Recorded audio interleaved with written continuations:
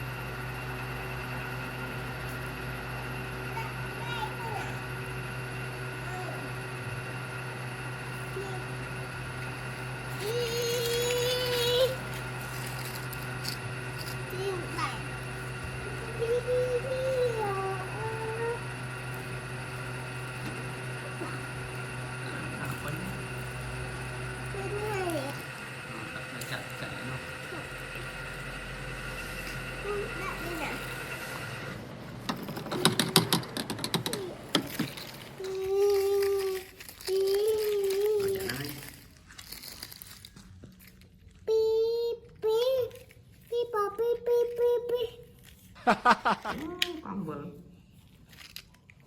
con vợ này giờ rồi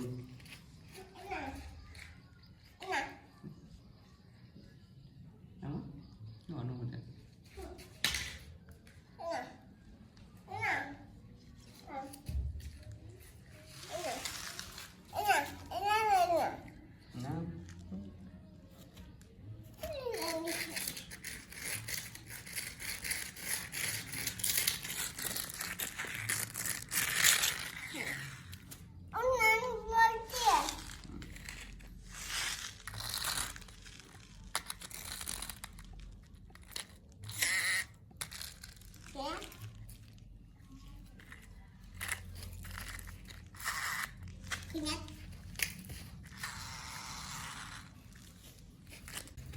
lên ăn đi hùa